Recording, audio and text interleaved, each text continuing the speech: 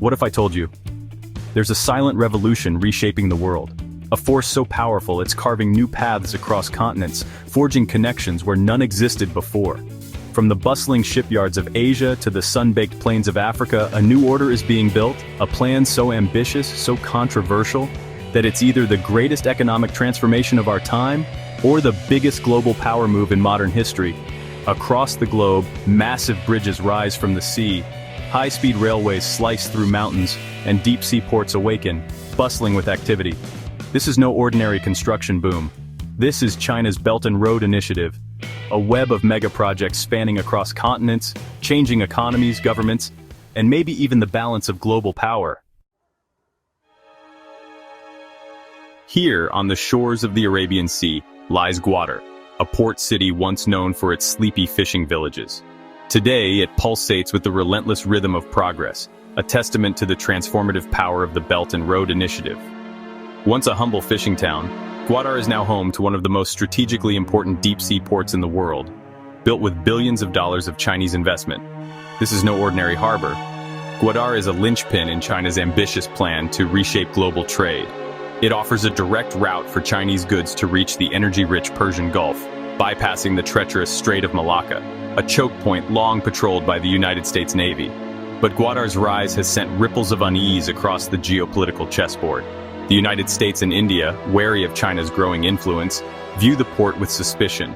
They see it as a potential staging ground for Chinese military expansion, a strategically positioned pearl in a string of ports that could encircle India.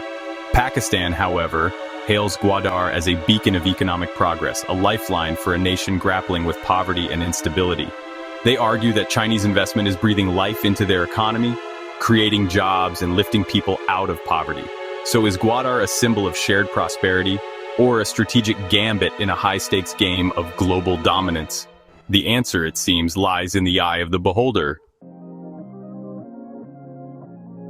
We journey now to the heart of East Africa, where the sun-baked savanna reverberates with the rumble of a new arrival, the standard gauge railway.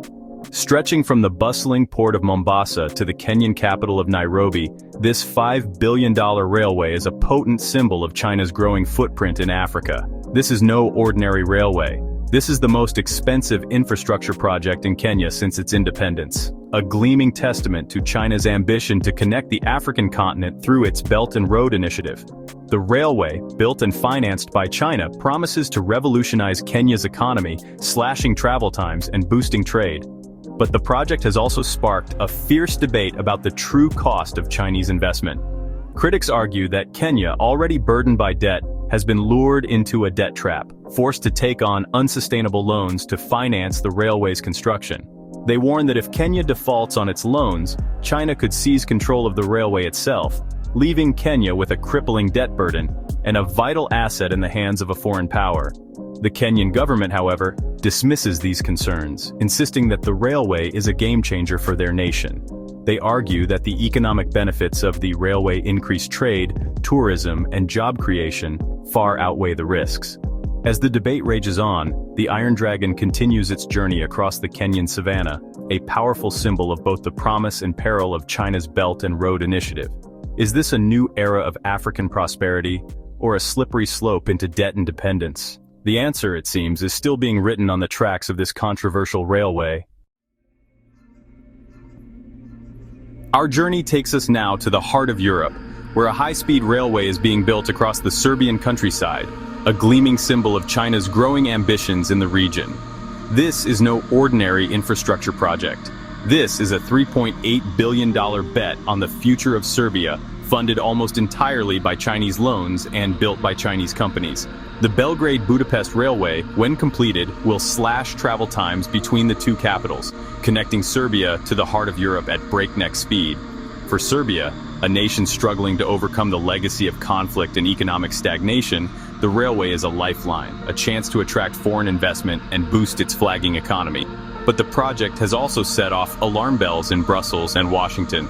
The European Union, already wary of China's growing influence in the Balkans, sees the railway as a Trojan horse, a way for China to project its power into the heart of Europe. They fear that China, by investing heavily in infrastructure projects like the Belgrade-Budapest Railway, is seeking to create an alternative economic sphere of influence in Europe, one that bypasses EU regulations and undermines European unity. Some critics even warn that China could use its leverage over Serbia to extract political concessions, undermining Serbia's sovereignty and pushing it further away from the West. Is Serbia's high-speed gamble a path to prosperity, or a dangerous dalliance with a rising superpower?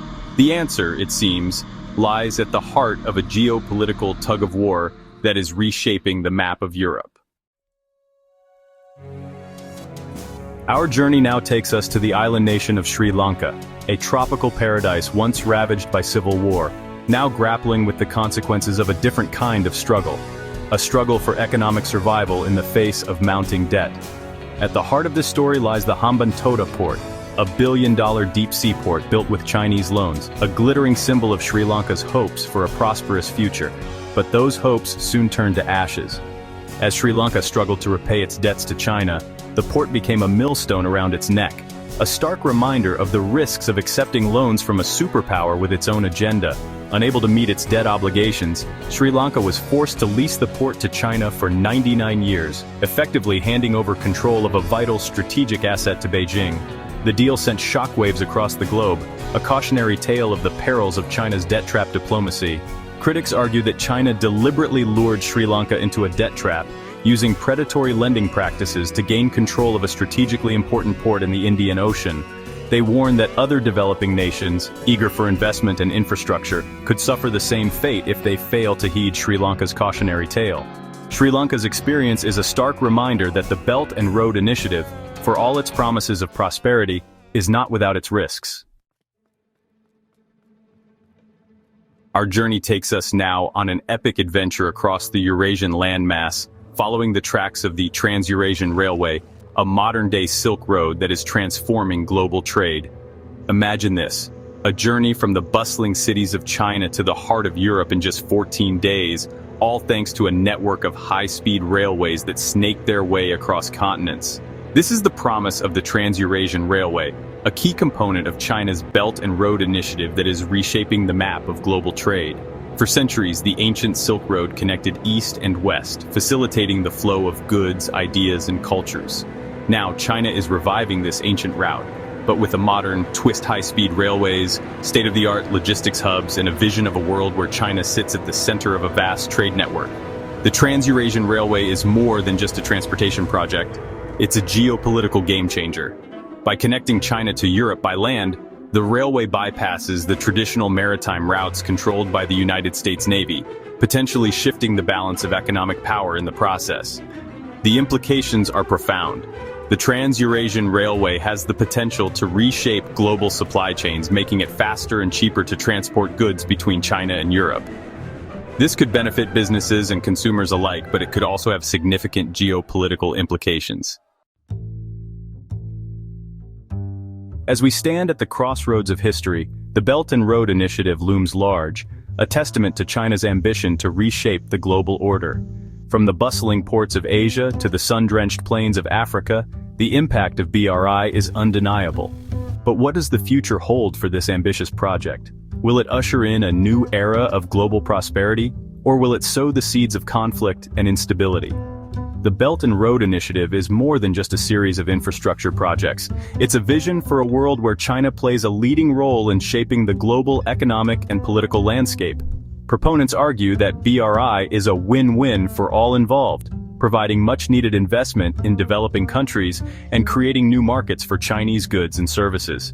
They point to the thousands of miles of roads, railways, and pipelines that have been built under BRI, connecting people and economies like never before.